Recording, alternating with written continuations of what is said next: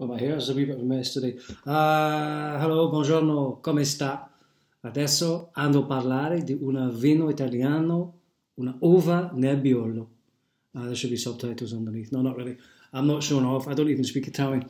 But I'm going to talk to you today about a grape from Italy called Nebbiolo. Hence my little speech there in Italian. I hope you're all well.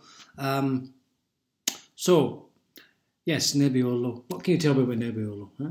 It's the grape that's used to make Barolo, as I said, and Barbaresco, which is Barolo is one of the world's great wines. Nebbiolo is one of the world's great grapes, in my opinion, and many other people's opinion as well.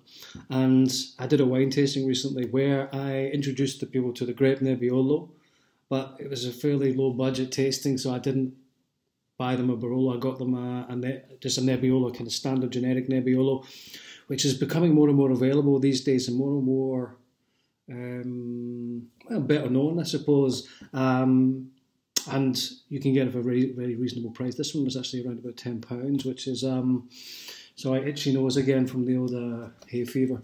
Not cocaine, I promise you.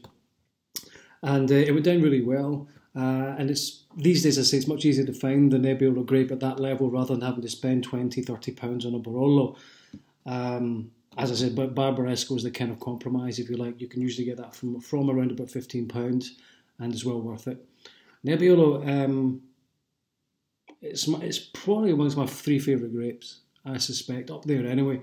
A little bit like Pinot Noir, it's a little bit temperamental, it's a little bit esoteric, as they say.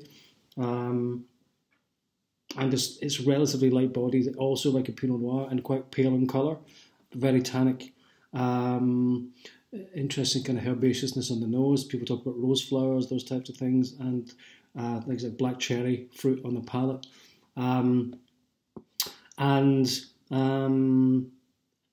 think one of the reasons that I particularly like, as you probably know, I tend to like wines which are quite unique and tend to come from only kind of one general place. I don't know why that is. I don't like genericized wines. I like individuality and all these kinds of things. And the Nebbiolo is grown in a fairly small area. Now, if you imagine Piemonte, northwest Italy, you've got Turin, you've got Milan. To the northwest, you've got the Italian Alps. Go right across my spectacular Italian Alps. To the southeast of Turin, you have the Apennines. And it's in the Apennines, kind of rolling hills, where Nebbiolo grape thrives. It's the only place it thrives to this day, and long may that continue. You've got these amazing rolling hills with the mist, you can imagine, and you get these beautiful little Nebbiolo grapes. As is often the case with Italian wine, the name or the town is in the name. Barolo is the name of the town where Barolo, or round about which Barolo wines are made. Not far from there, you've got Alba, and you've got a place called Langhe as well,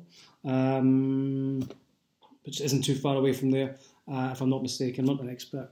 But that's the ones you like to see in the supermarket if you're going for these lower level Nebbiolo wines, Langhe or Alba.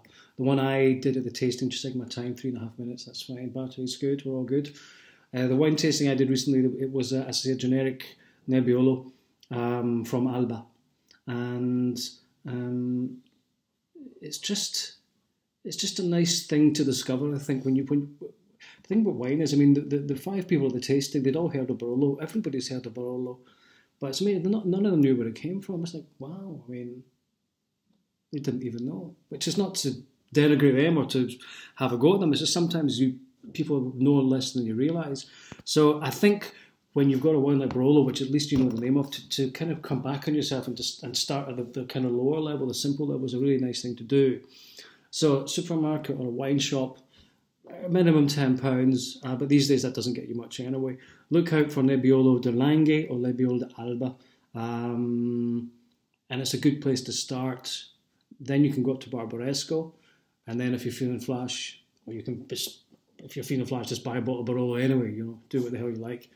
But this is a nice way to reacquaint or to discover the joys of one of the world's really unique grapes. I highly recommend it. And I think I've said all I needed to say.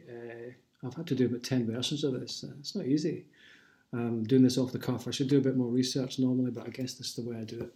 Anyway, I hope this has been of use to you. I hope you've enjoyed it. I'm just coming up to my normal 5 minutes. I've said M too many times again. Sorry, Aunt Jane, I always do. I wish you a nice day. Ciao, arrivederci, alla prossima. Bye.